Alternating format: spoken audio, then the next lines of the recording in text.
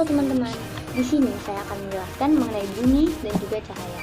Bunyi merupakan gelombang yang dihasilkan oleh benda yang bergetar.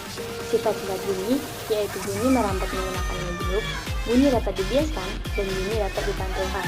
Sementara itu cahaya merupakan energi yang bersifat yang berbentuk gelombang elektromagnetik yang merambat tidak memerlukan medium. Benda yang dapat memancarkan cahaya disebut sumber cahaya. Sumber cahaya terbesar di sistem tata surya adalah matahari. Nah, sifat-sifat cahaya yaitu cahaya merambat lurus, cahaya dapat dipantulkan, cahaya dapat menembus benda bening, cahaya dapat dibiaskan, dan cahaya terdiri dari beberapa warna.